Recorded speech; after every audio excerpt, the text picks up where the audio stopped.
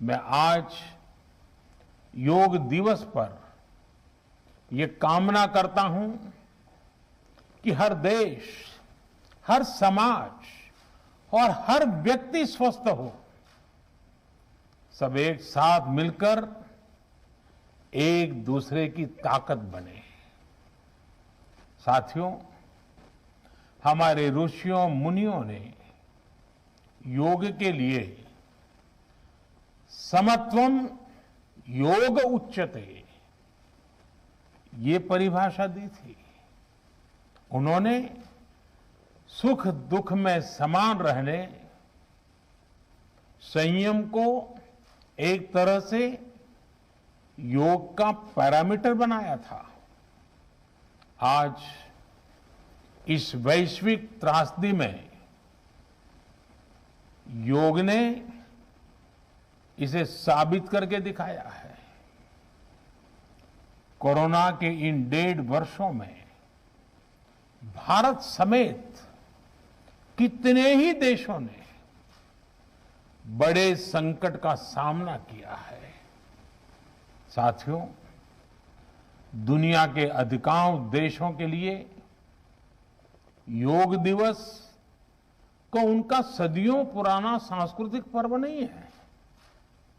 इस मुश्किल समय में, इतनी परेशानी में लोग इसे आसानी से भूल सकते थे, इसकी उपेक्षा कर सकते थे, लेकिन इसके विपरीत लोगों में योग का उत्साह और बढ़ा है, योग से प्रेम बढ़ा है। पिछले 1.5 सालों में दुनिया के कोने कोने में लाखों नए योग साधक बने हैं। योग का जो पहला पर्याय संयम और अनुशासन को कहा गया है, सब उसे अपने जीवन में उतारने का प्रयास भी कर रहे हैं। साथियों, जब कोरोना के अदृश्य वायरस से और इस अदृश्य वायरस ने दुनिया में जब दस्तक दी थी, तब कोई भी देश साधनों से, सामर्थ्य से और मानसिक अवस्था से इसके लिए तैयार नहीं था। हम सभी ने देखा है कि ऐसे कठिन समय में योग आत्मबल का एक बड़ा माध्यम बना।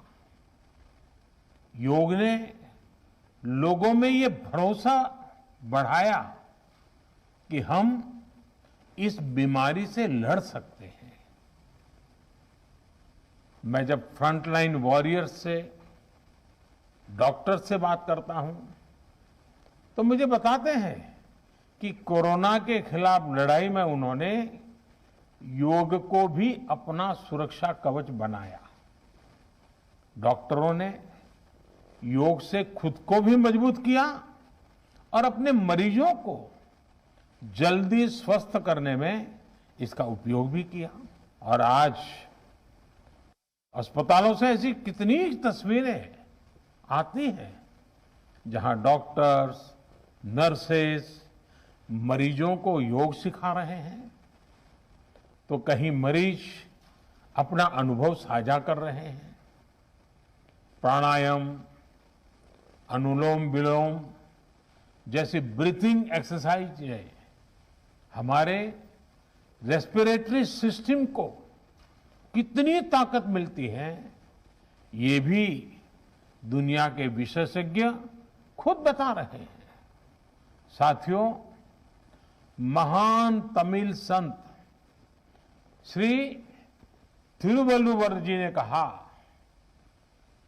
नोई नाडी नोई मुद्दल नाडी हदु तनिकुम वायनाडी वाय पच्चयल।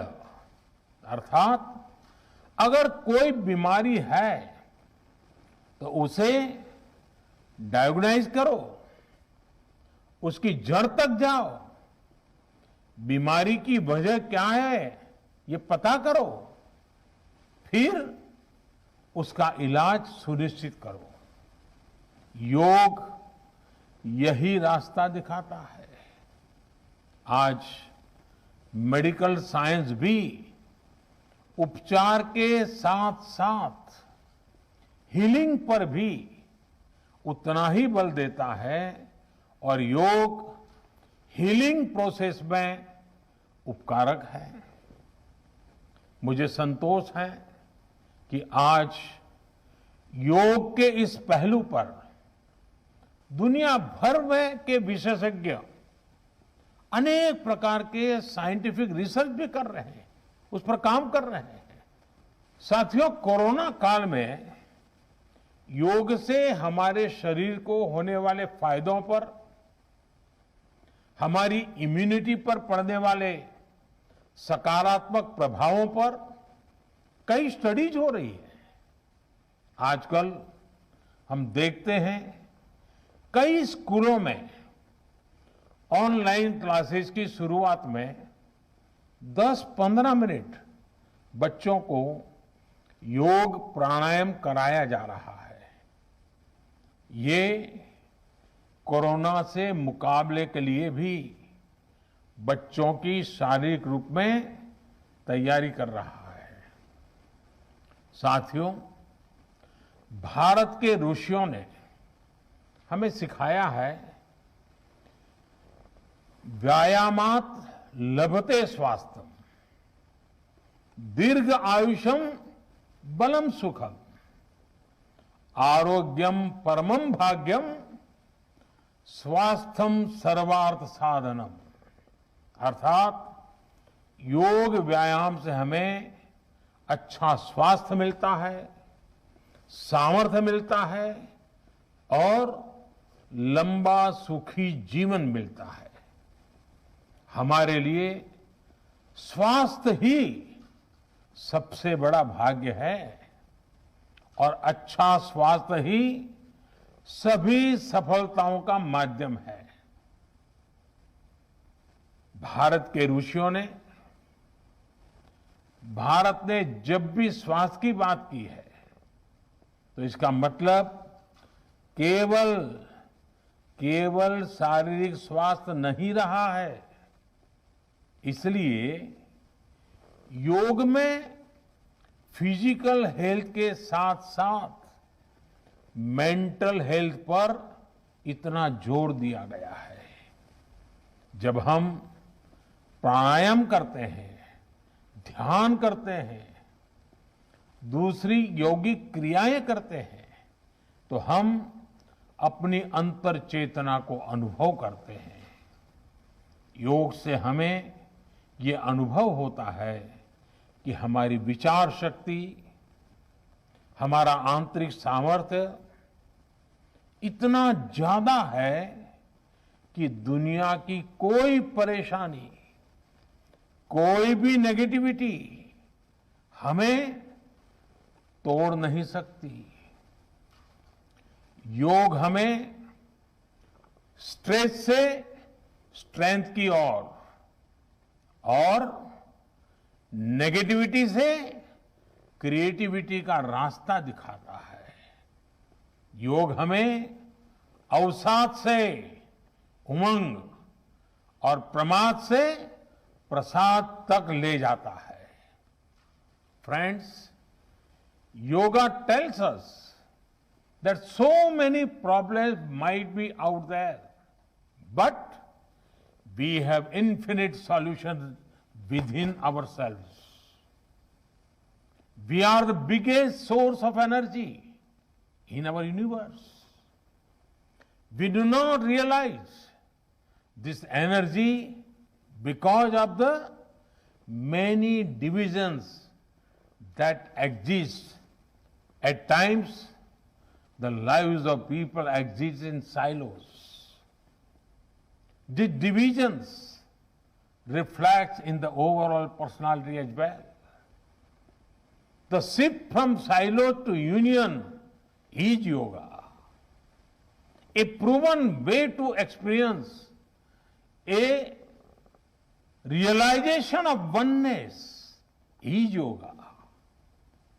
I am reminded of the words of the great Gurudev Tagore, who said, and I quote, "The meaning of our self is not to be found in its separateness from God and others, but in the ceaseless realization of yoga of union," unquote. The mantra of Vasudhaiv Kutumbakam, which India has followed since ages, is now finding global acceptance. We all are praying for each other's well-being. If there are threats to humanity, yoga often gives us a way of holistic health. Yoga also gives us a happier way of life.